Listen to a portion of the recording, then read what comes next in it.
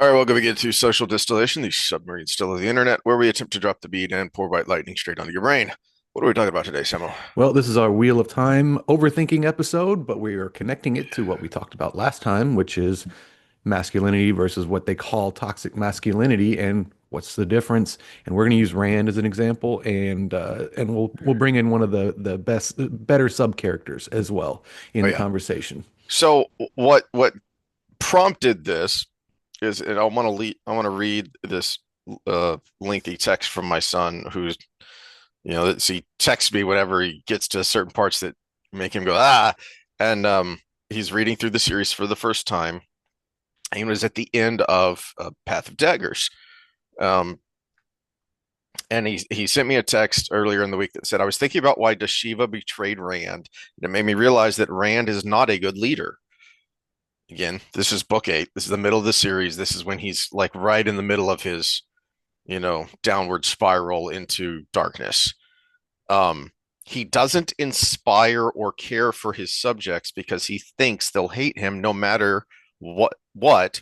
So he relies purely on force and fear, which he himself admitted. And this is the part that made me go, that's a good point. And we should have thought about that, talked about that more. And it sparked all kinds of thoughts in my brain, which is the Great Hunt was all about him learning to lead. But now that his reach extends so far and so many of his subjects only follow him out of necessity, he doesn't think he can afford to try to do it differently. Of course, he's good at politics, but that's not remotely the same thing.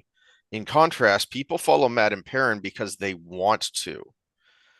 This isn't as egregious with Dail because of his unique relationship with them, as well as the fact that they're too strong-willed to be ruled by fear alone. And that second part there about the Great Hunt, that really got the wheels turning about, yeah, that is the whole point. That is, if you were going to write a book report, the main idea of the Great Hunt is Rand has to learn how to be a leader. And one of the things this sparked was, isn't it kind of funny that that was Moiraine's idea too? That's why she threw away all his old clothes and gave him lordly clothing. That's why she packed the banner Hmm. when she was sending him off. That's why she manipulated uh um um I just brain fart Agomar into appointing Rand second in command because she was forcing him, she was pushing him into this leadership position that she knows he's going to have to assume. But amusingly, the pattern, life, chaos, entropy, the creator, God, however you want to put it, has other plans. That things don't work out that way because life is very messy. And, it's like you can have the best game plan you want, but the other team gets to play the game too. Hmm. And so, what actually leads to Rand learning how to lead is when he and Loyal and Huron end up in the Shadow World. And so this is The Shadow from World, the alternate dimension, the or Shadow, yeah, the Mirror World. Mirror World, yeah. Mirror World. We were talking about shadow and darkness and badness, and that was stuck in my brain. Okay, he's in the Mirror World. Mm. Um, and so this is chapter 13 from Stone to Stone, just a couple pages in, and they've just woken up. Rand is going, what the heck is going on? Loyal says, oh, poop, I think I know what this stone is. And he Mm. explains to him about the stones in the mirror worlds. And Huron, my Lord Rand, now on his feet, Huron seemed calmer, but he clutched his coat at the waist with both hands and his face urgent. My Lord Rand, you'll get us back, won't you? Back where we belong? I have a wife, my lord, and children.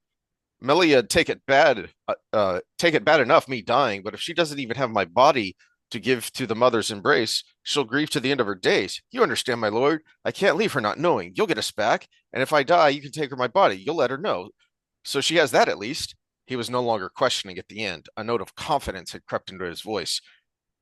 Rand opened his mouth to say again he was not a lord, then shut it without speaking. That was hardly important enough to mention now.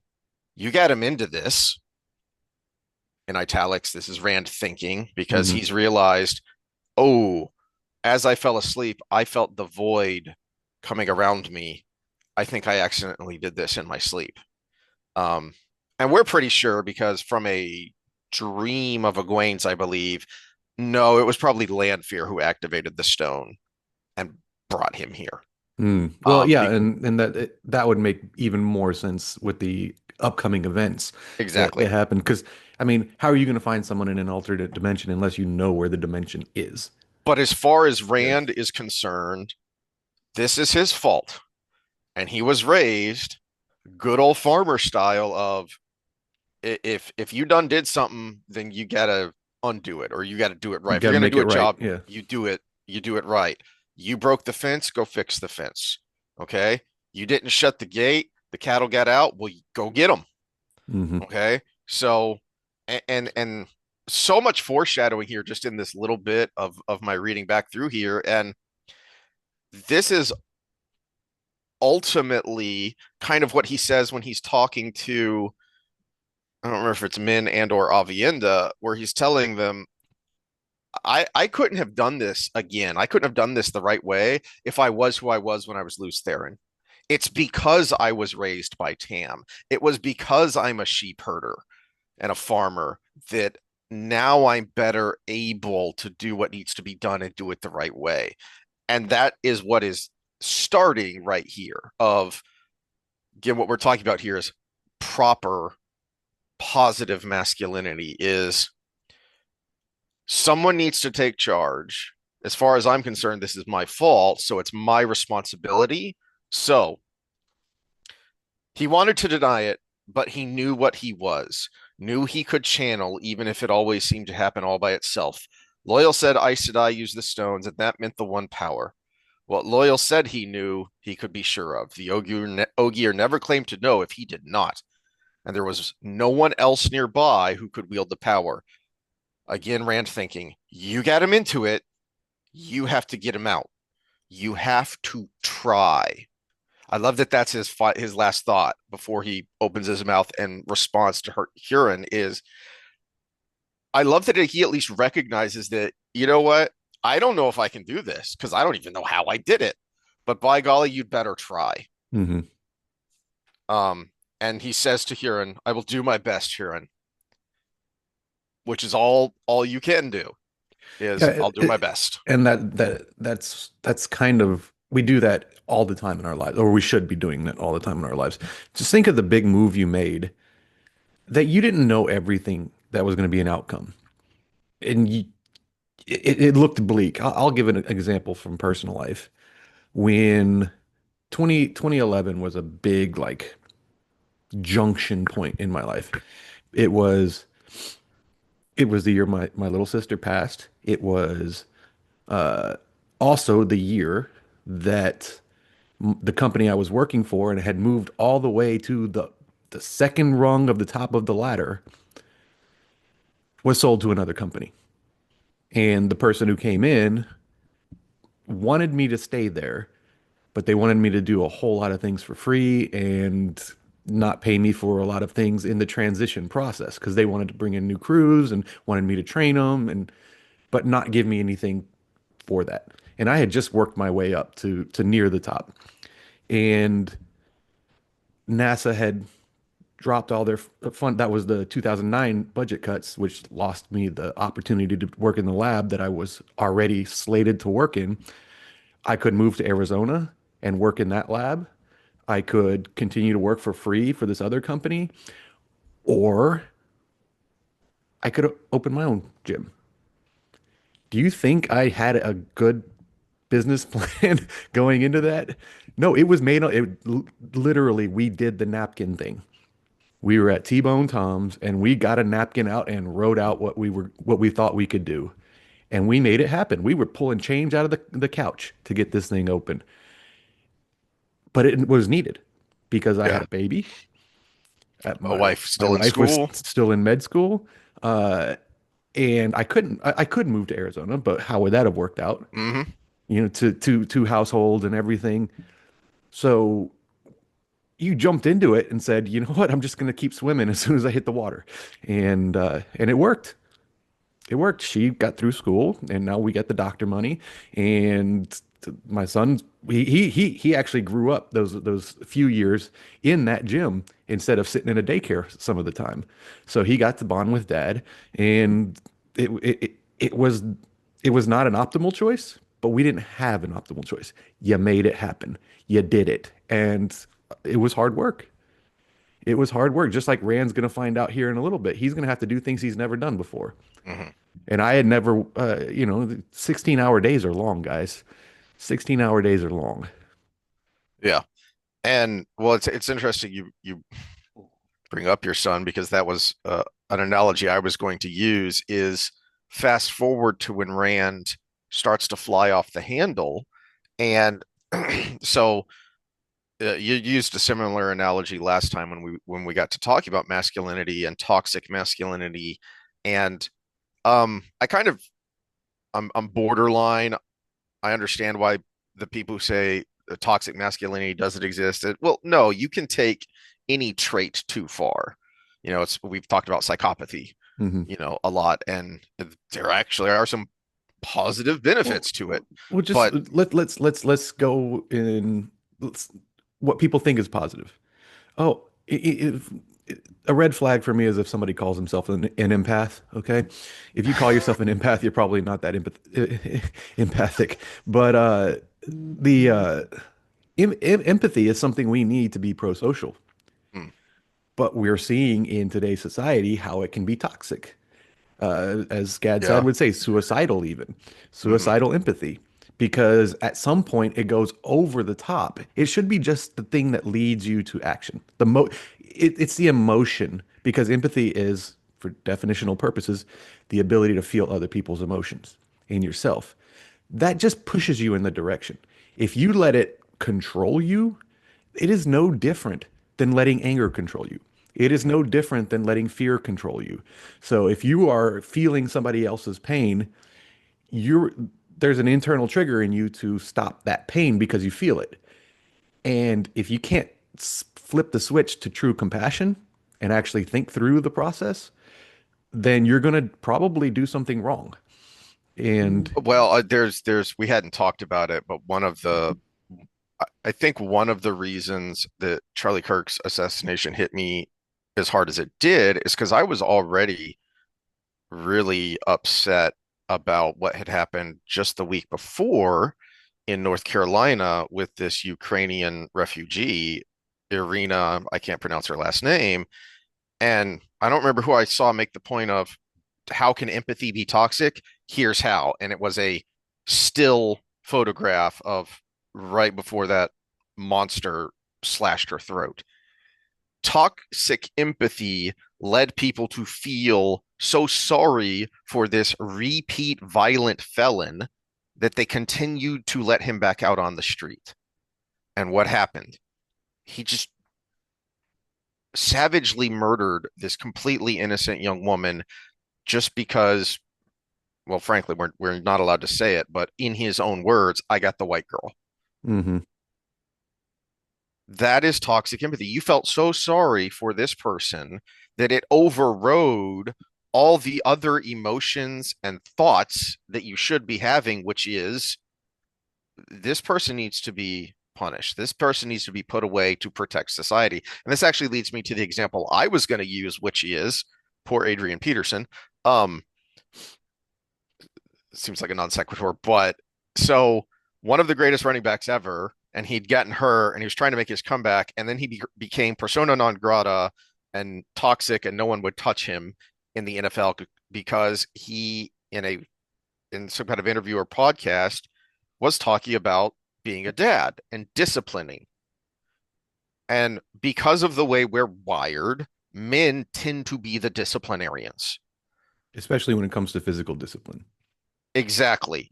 And even in this interview, he talked about something which I've talked about, which is a hard thing to learn is, if you had a good father who disciplined you, you hated the lecture you got before you got the spanking. Because when you're a kid, it's you don't understand the lecture, and you're not supposed to understand it. It's just supposed to be part of the layers of wisdom that you are slowly building, and then later you go, oh, I get it, right? Is I never got a spanking if I didn't get a lecture first. Hmm. And part of that was because I learned later when I was old enough to understand these things and talk to my dad is you have to be careful when you are a man and you are disciplining your child that you are disciplining them, not angry at them, not taking it out on them, not doing it for your own cathartic release because damn it, child, why did you do that? Hmm. I think I've told this story before, but there was a time, I don't remember this because I was so young. There was a time I did something that my parents were so angry at me, I didn't get a spanking for it because they were afraid they would not be able to do it properly, Mm. that they would be punishing me out of anger, not out of the need to discipline me. And that is toxic masculinity. When that goes over the line into I'm just pissed off at you. I'm going to show you rather than this has to be done because. Hmm.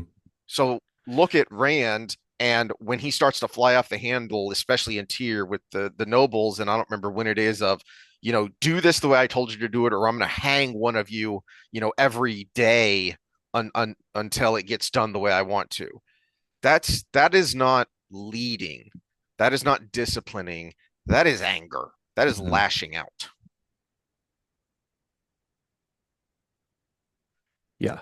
It's trying to word this properly. Uh,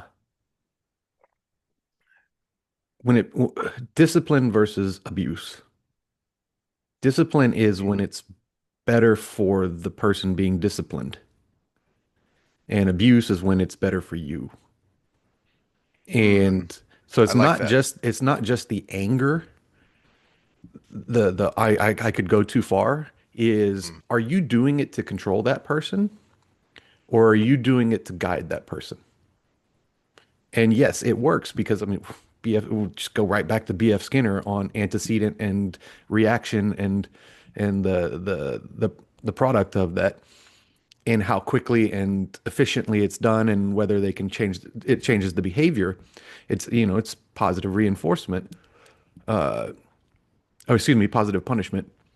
But yeah, am I disciplining this person because I want to control their behavior, or am I disciplining them because they did a behavior that will harm them in the long run? Mm. And Rand lost sight of that. He wanted just to control.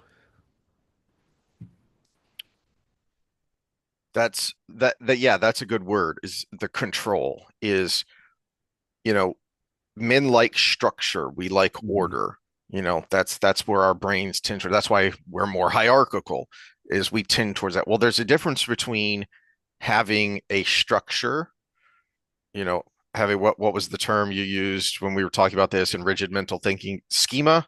Is that the technical term you used of you have these kind of outlines in your head of how things are supposed to work. Yeah. Okay, but that's the difference between we've talked before about when you're trying to talk to someone and you have an outline in your head because you're not a very good public speaker, you're not very good socially.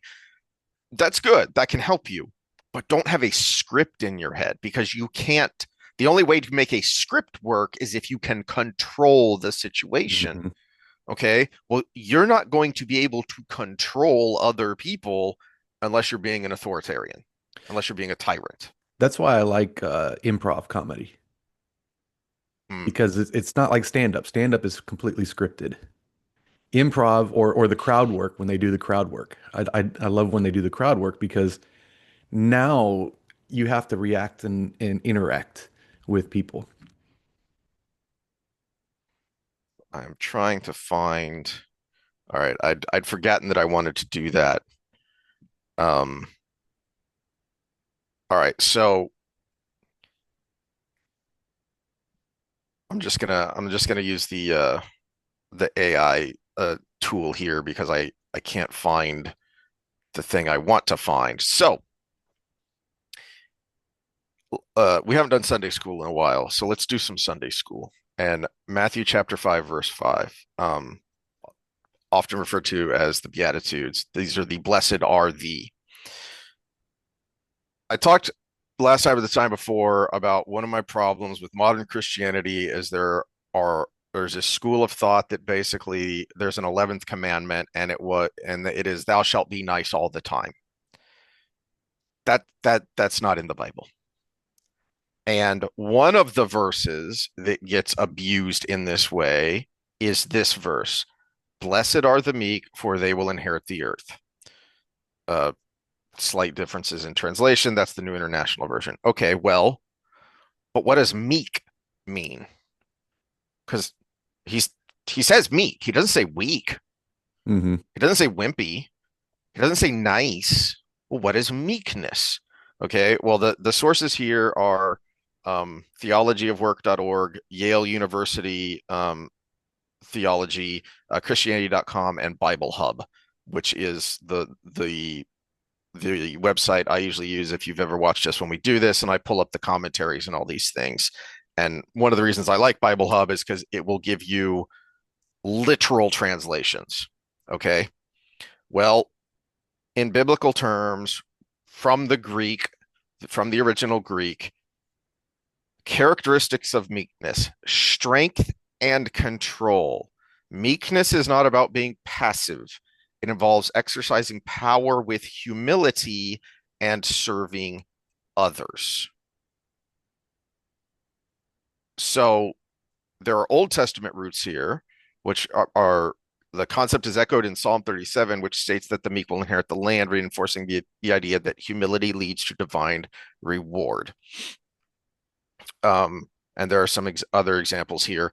And again, humility, it is the same root as humiliation, but it is not the same thing. And it is, I brought this up a while back and I'm forgetting it because it's often attributed to Tolkien or C.S. Lewis, but neither one of them said this. Humility is not thinking less of yourself. It's thinking less about yourself, or thinking about yourself less. Okay. That is humility. And that ties to meekness because it is, to your point, I am not exercising my strength for my own sake, for myself. Mm-hmm. I am exercising my strength. Well, back to our example here in The Great Hunt, a couple of Wheel of Time episodes ago, I used a few chapters from here when he runs into Selin and he uses the void to shoot the Grom, right? Why? I need to protect these people. I told her and I'm going to get him out of here. I need to protect these people. I'm not doing it later on. He does similar things to show off. Later on, he does similar things to threaten and impose his will on people. But here in this moment, he's doing it properly. He's doing it because I can and I need to. Mm-hmm. Yeah, and this kind of brings up an important point is, and when we get to our other character, uh, that defeatism, Mm-hmm. earning it matters, and actually having that underlying strength. And the first thing I thought of when you were talking was this video here. This is Tim Kennedy being interviewed. For those that don't know, former Special Forces, former UFC fighter, runs a bunch of NGOs right now. But scary guys are the nice ones. If you are intimately familiar with violence and you are capable of violence, the less you have to prove and the less amount of violence you have to do to ever be successful at anything. Jordan Peterson talks extensively about a man being pushed to his absolute limits. He should be capable of doing violence. And he's a good person because he chooses to be kind. Like, if you're not capable of hurting somebody and you don't hurt somebody, that doesn't mean you're good. That just means you're useless. But if I'm able to take your face off, but I choose to be kind and gracious and giving and selfless to you, now I'm good. How come all the scary guys are the nice And he also goes on to talk in that same interview, talk about how his family will never see that part of him because that part of him Mm, protects his family, mm. That's not a controls his good point. family. Yeah. So some men use their big, strong uh, features to control their family when it should be the family should want to follow if he Yeah. truly is a leader. Yeah. And this is you know, to my son's point, the contrast, especially early on between Rand and Perrin and Matt. And Perrin kind of, this is where I wish the slog wasn't such a slog because Perrin kind of loses his way in a similar manner to Rand for similar reasons. Is his world is starting to fall apart and things Hmm. are out of his control that are really freaking important. His wife has been kidnapped by bad guys, you know. Rand is trying to literally save the world. So in a way you understand why he's mad all the time, but also dude, this isn't how you do it. And you at one point knew how to do it right, but now you're so afraid, you're letting your fear control you. You're so afraid of things not going the right way that you're you can't let yourself be softer because you don't realize that softness has a strength of its own.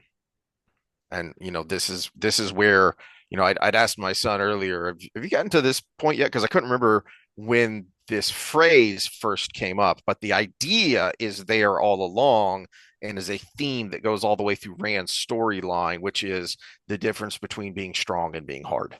Hmm. And that is a lot of what we're talking about here is if you're a hard ass, well, then you're probably toxically masculine. If you are strong, then you're doing exactly what Tim Kennedy was talking about right there. Hmm. Yeah, I put anti-fragile up for a reason here because it's Nassim Taleb for those that don't know. And the idea of anti-fragility, he's talking in economic terms Hmm. because it's a complex system. Uh, but just like a human being is a complex system.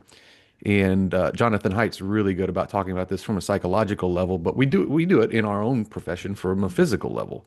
Yeah. So the idea is that if something is fragile, like a cup, if a cup is fragile and I drop it, it breaks. If a cup is not fragile, I drop it and it doesn't break, but it stays the same. If it was anti-fragile, like a real complex system, if you drop it and it wasn't so hard it broke, but it was hard enough, it actually comes back stronger. Hmm. And so when you're trying to be hard, you don't have that psychologically in your repertoire to come back and actually be better from it. Everything he did was just beating against the waves instead of actually learning to flow with the waves as they came in.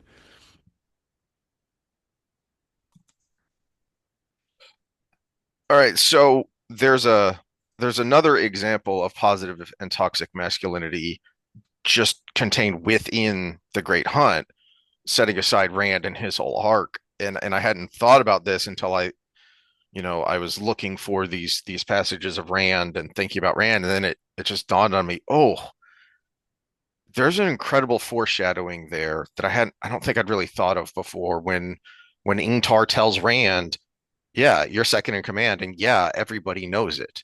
Because the way it works is we have a chain of command, and everyone knows their rank, all the way down to the lowliest page boy. Why? Because if the whole unit gets wiped out and it's just that last man, he's not just one lone scared soldier. He has the command. And so he has the duty and the responsibility to carry forth. And there is a double foreshadowing going on there that I hadn't really realized before, which is Ingtar is telling Rand and telling us, the reader, why he turned to the shadow because he'd been blackpilled, because everything, he was the last man standing as far as he was concerned. Hmm. But he'd forgotten that other part. And when he remembers the other part about, yeah, so you have the command, which means you have the duty and the responsibility to be a man. that's when he comes back to the light. And so it end of one of the last chapters to come out of shadow, and it's Rand and Ingtar standing there in this narrow alleyway, not a wide open street where everyone just stands around and watches him die for no reason. You stupid show. Anywho, and he starts basically And he doesn't even get to be the hero of the horn. not It's even Uno who doesn't yeah die there in the books. yeah yeah yep. Um, and Ingtar basically just starts talking to himself, to confessing of what he'd done, that he'd let this person in, and and as he says, I still don't know if it was meant for the Emerald or for you. And Rand can't believe it. He several times, what are you saying? And thinks to himself, he can't be saying what I think he's saying because he likes Ingtar. This is not only a friend, but this is, you A know, mentor of sorts. a mentor of sorts. Yeah. Yeah, is this is someone Rand looked up to as both a warrior and a leader, and was influential to him. And you know, is a serious gut punch to Rand. And Ingtar says towards the end here, you're a better man than I. Shepherd or Lord, a better man. The prophecy says, let who sounds me think not of glory, but only salvation. It was my salvation I was thinking of. I would sound the horn and lead the heroes of the age against Shal Ghul. Surely that would have been enough to save me. No man can walk so long in the shadow that he cannot come again in the light. That is what they say. Surely that would have been enough to wash away what I have been and done. Oh, lighting tar. Rand released his hold on the other man and sagged back against the stable wall. I think wanting to is enough. I think all you have to be to stop being one of them. Ingtar flinched as if Rand had said it out loud. Dark friend. Rand, when Varen brought us here through the portal stone, I lived other lives. Sometimes I held the horn, but I never sounded it. I tried to escape what I'd become, but I never did. Always there was something else required of me. Always something worse than the last until I was. You were ready to give it up to save a friend. Think not of glory. O light, help me.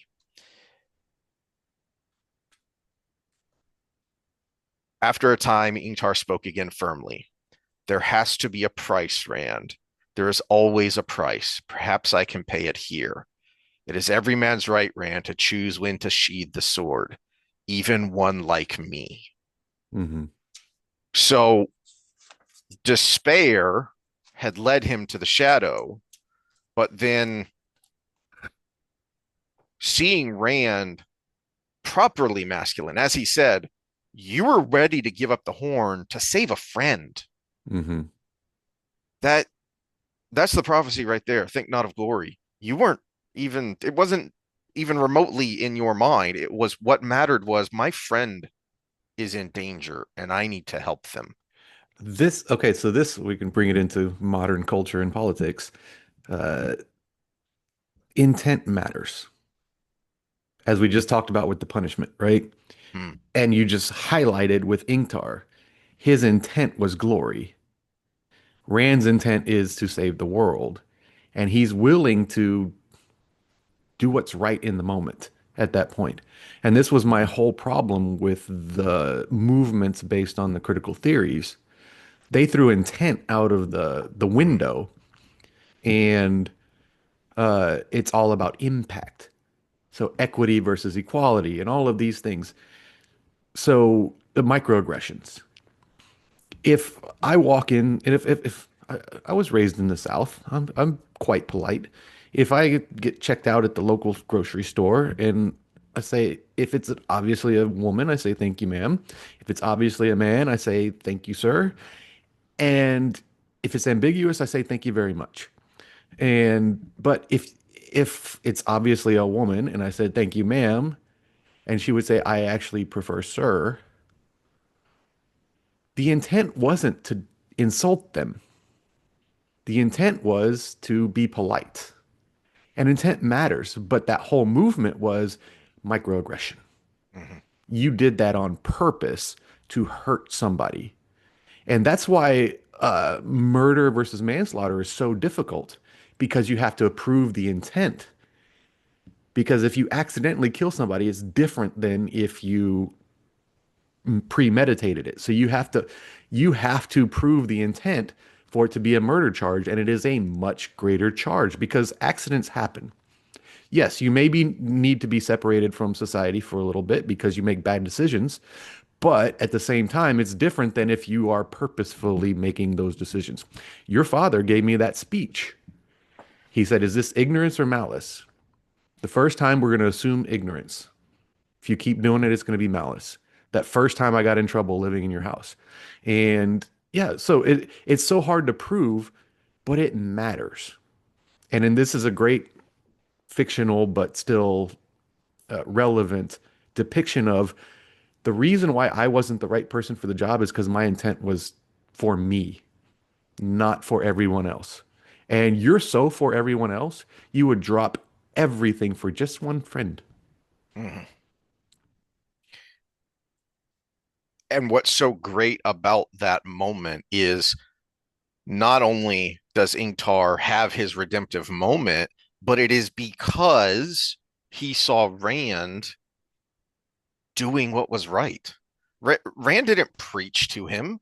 He didn't. I mean, in that moment, he couldn't because he was so flabbergasted. He was like, I mean, he was trying to. He was like, I don't know. Maybe it's just enough that you want to be better. And he didn't know what to say. I mean, what do you say in a moment like that? But it didn't matter because it was enough that he was such a positive example that that was enough for Ingtar. That was Mhm. enough to bring Ingtar back. Mhm. And that's one of the things we have to be as fathers is, yeah, you back to control versus what's best for them. You can punish them into quote unquote proper behavior, or you can lead by example. You can do the right things and hope they're picking up on it. This led me to a thought of bringing it into the modern of if you are part of this, as the kids would say, because we're hip with the kids here, if you are part of this black pill movement, not only are you not masculine, you're anti-masculine. Hmm. Because as I've been saying, men are doers. We like to do. We like to, accomplish things and check things off. And even if it's a small thing, you know what? I'm tired, I'm sweaty, the air is attacking my face because I have allergies, but the yard is done and it looks good. Time for a beer and to sit down and watch the football game because I Hmm. did the thing. And Yeah, the tropes all out there right, where the guy sits out there with his hands on his hips, looking at the perfectly done lawn, that comes from somewhere. exactly. Yeah. And so if you are part of this, everything sucks, nothing matters.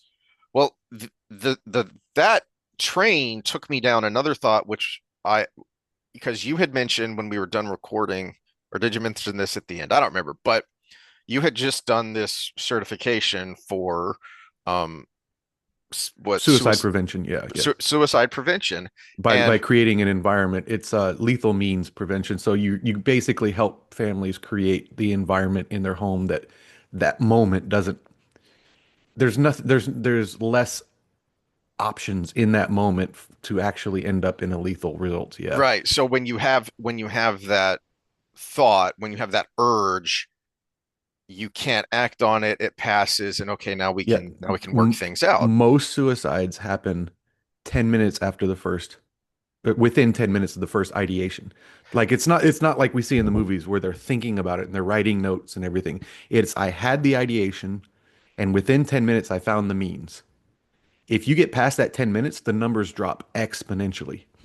Which leads to something you said, which is one of those things that it at first it sounds wrong, and then you realize no, it's a paradox, and this makes perfect sense. And oh yeah, it's obvious once you say it is it's not actually depression that leads to suicide generally, because if you're depressed, you're just lying on you just don't do anything.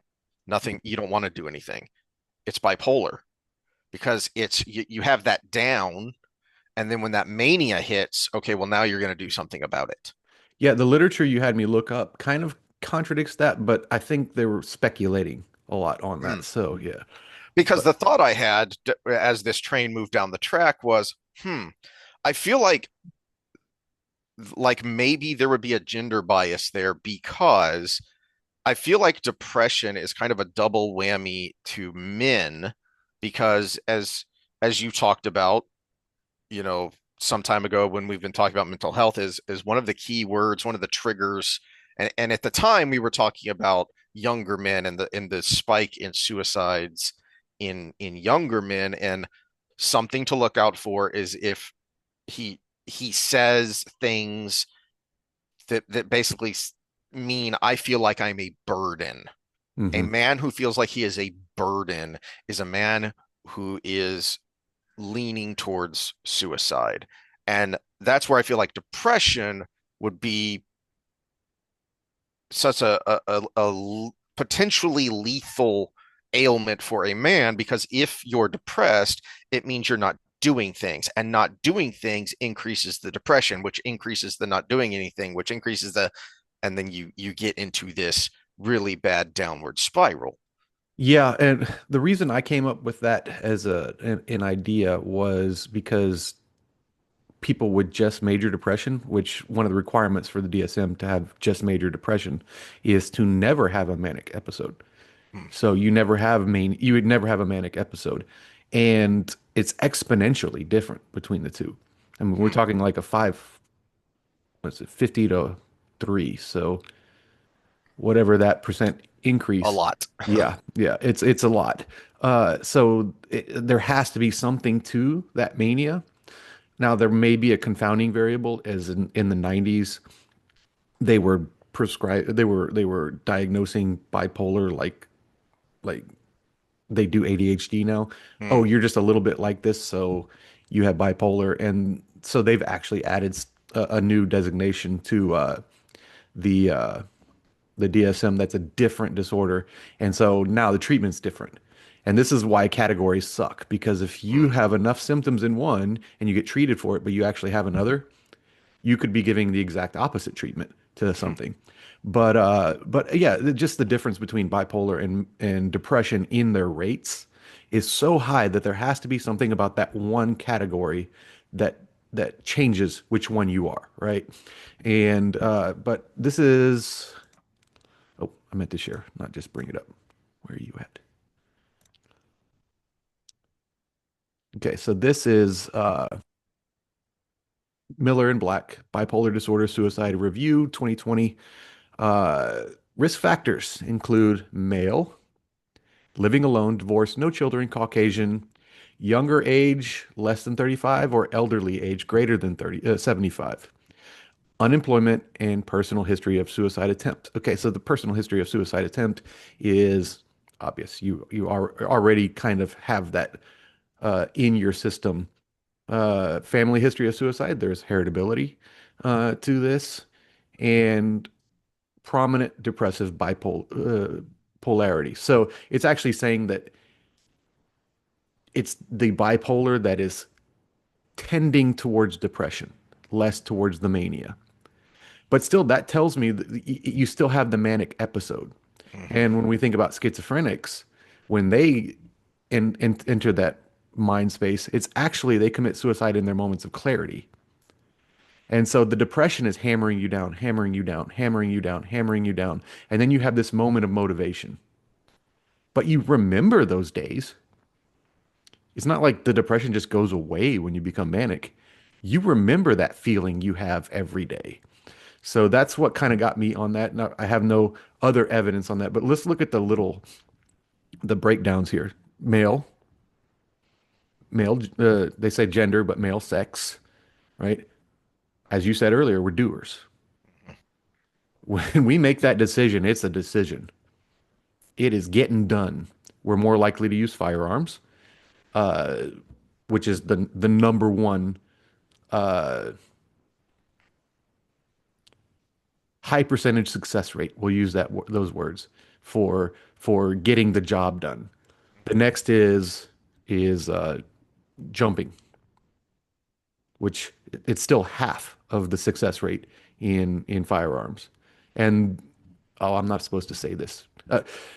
One of the parts of the training was you can't like downplay the less successful ones. Mhm. So just think of every other way they're less successful than that.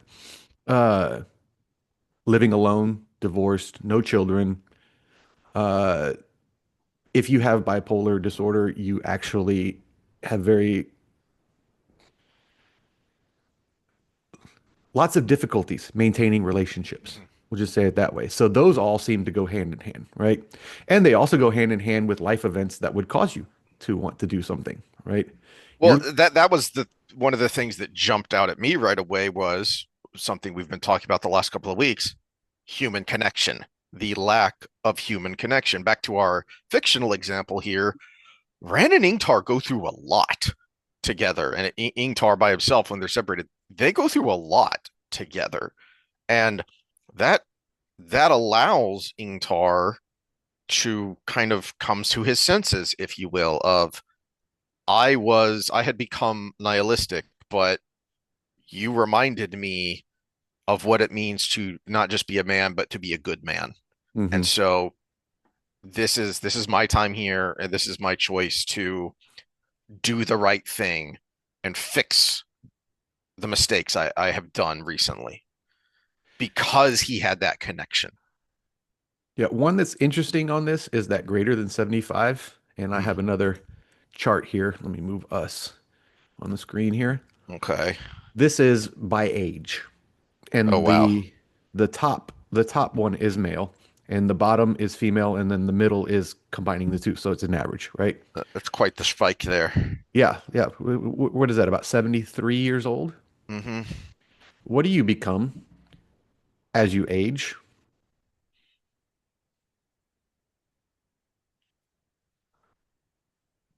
If you're talking about men, then it becomes more difficult to do things. Yeah, you become more of a burden as you age because you're just there's decline with age. We have it. I shoot, I can't I'm thinking about my fighting days. You think I could train 5 times a week, 3 hours right Yeah. now, getting hit in the face and kicked in the leg and everything like I did then?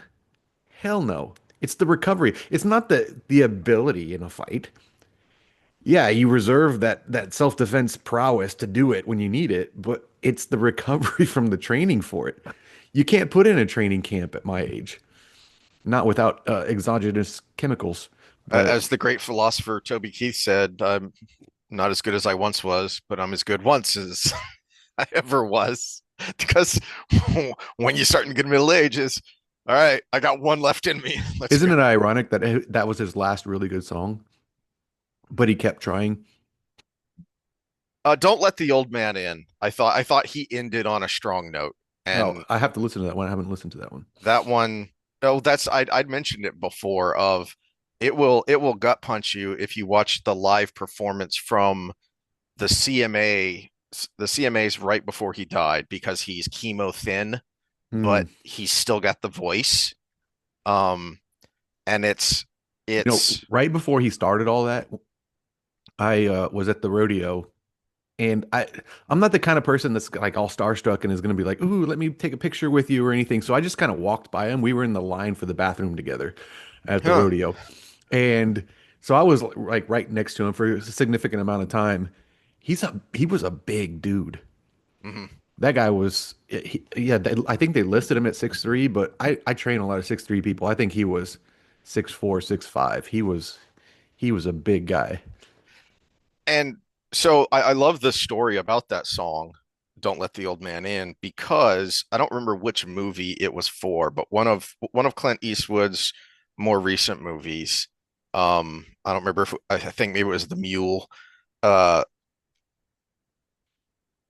uh, Toby Keith wrote that song for that soundtrack, and it came from uh, he happened to be playing golf with Clint Eastwood, and Eastwood was telling him about his latest project, and Toby is, he's half Eastwood's age or less, and was just like, dude, how do you do it? How do you just keep up and keep going on? And Eastwood's response was, well, you just get up every morning and you don't let the old man in. Hmm. And that sparked that thought, and that led to that song, which which he then used in that soundtrack. And so I loved the lesson there, and I loved the story of where that song came from. And it is more of a softer ballad, so it is a bit of a downer, but it's also just a great, yeah, don't let the old man in, man. I don't, it's gonna get up in the morning and I'm gonna do. I don't, yeah. It sometimes it's really freaking hard to get up and do, but Hmm. it, even if it's not as much as I wanted to do, I still did. And Yeah. that's Yeah. something I personally have to cling to because I'm that negative. One of my biggest problems when I was doing any sport that I did was I always asked dad or coach or whoever, what did I do wrong? When I should have been asking, how do I get better? Mm. Because there's a difference. It sounds the same, but there's a difference. This is one of the problems with the modern age with the social media comparison. Uh, you just brought up Clint Eastwood and how he's doing so many things. Yeah, he's a special person. He gets up and he does a lot. Joe Schmo is not famous because they're not Clint Eastwood, but they could still do better. Mm. And but we get the comparisons to the best. Women have trouble with their beauty standards now because two things. First of all, filters. And Ew. second of all is, well, I mean, if you're absolutely stunning and you have that outgoing personality, you're in Aruba getting paid by people to just take pictures of yourself, right? And now those pictures are spread all over, or videos or whatever are spread all over the interwebs, and everybody's comparing themselves to you. But you were born that way Mm. to some degree, at least. I mean, you still have to maintain shape and everything, but yeah, it's the comparison. It needs to be, I, as you said, I just get up and do instead of I get up and compare myself to someone.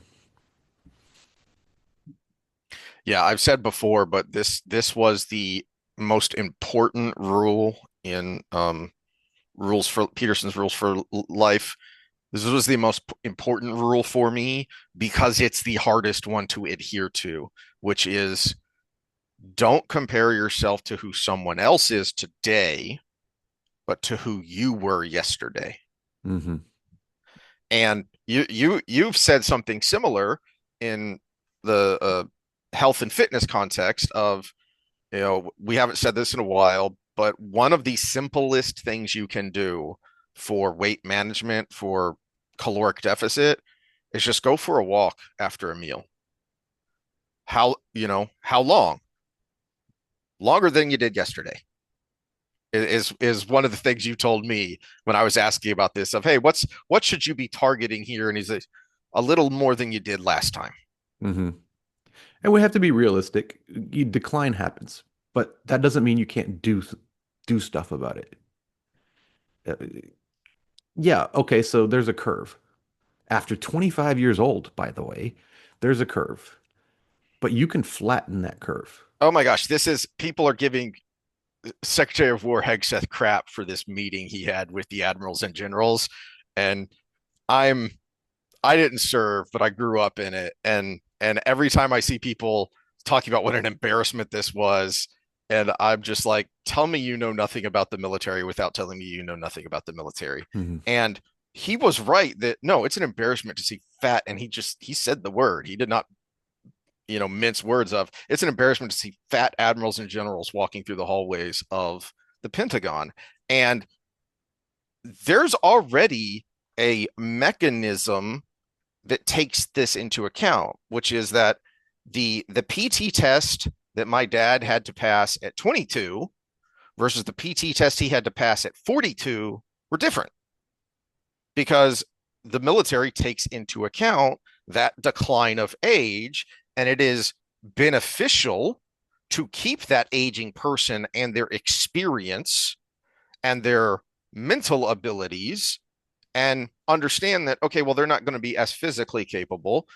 So there is a different standard to pass the PT test at different ages. Mhm. So that's already taken into account. So why are you fat?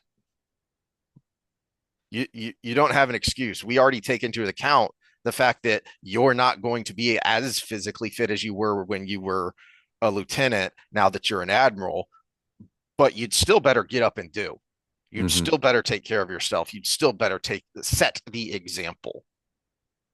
And that it was his point is don't this is not the place. And again, this is the extreme example, kind of like we were talking about with Eastwood, but we use these examples just like we use fiction.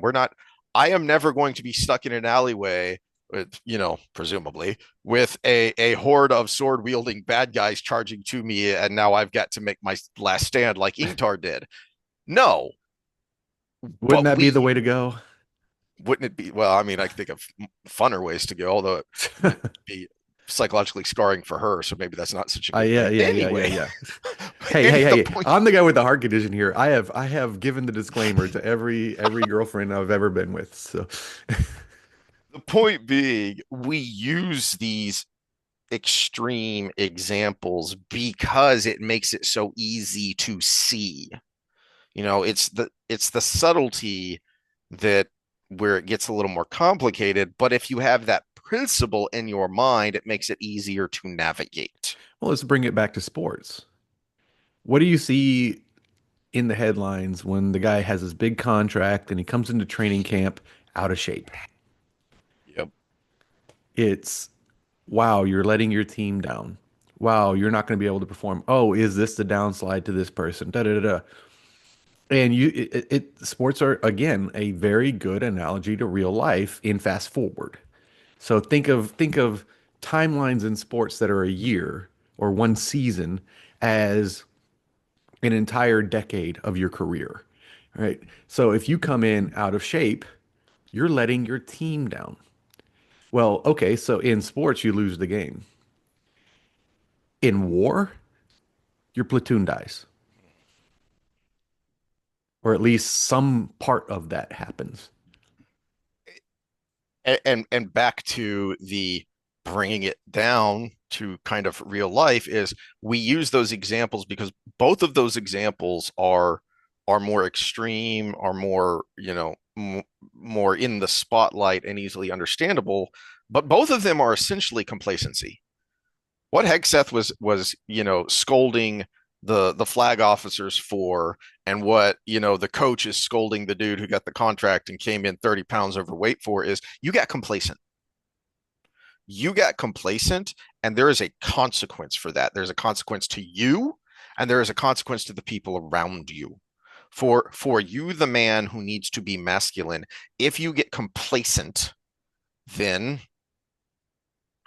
you're not doing the things you need to do to take care of your wife, your children, your job, your coworkers, whatever that might be, because you got complacent. Hmm. Well, and even it's the sharpening the axe analogy too. Mm, So for those that don't know the story, it's the young guy challenges the old lumberjack to a wood splitting competition, and the young guy's out there the whole time swinging his axe, and the old guy takes breaks and comes back, and when they count the wood at the end, the old guy has a lot more, and the young guy said, "You had to be cheating. What were you doing on your breaks?" And he said, "I was sharpening my axe." So taking time out for your own physical fitness actually makes you better at your job. mm. So you could be a freaking accountant, but if your back hurts every day, you're overweight, you're lethargic, you're all of the things that come with becoming unhealthy, you're just going to not be as good at your job, even though it's sitting at a desk hitting a 10 key, right? Mhm. So, so yeah, taking care of your own body takes care of everybody else. Which, in order to do that, you have to fight the constant battle of life, which is, I hadn't thought of it before, but I love the analogy here to why we're overthinking Wheel of Time is what is the enemy? The enemy is the shadow.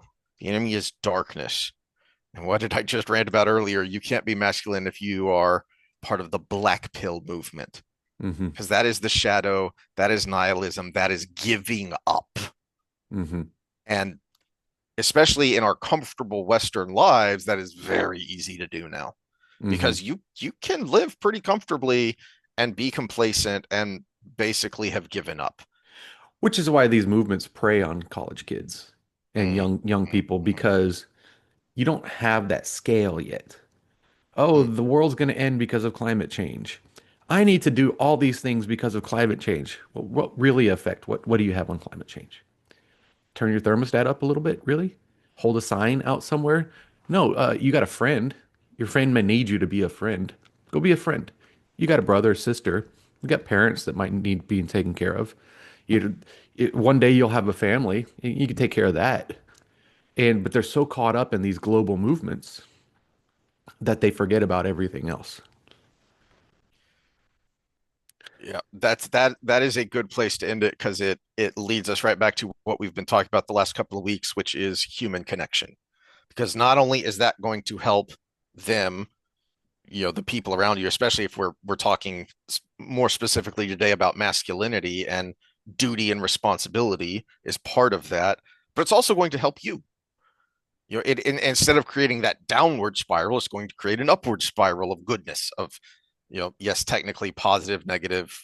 We usually colloquially use that wrong, but you create that feedback loop that is good, not that feedback loop that leads to bad outcomes. Hmm. So you need that connection for them, but also for yourself.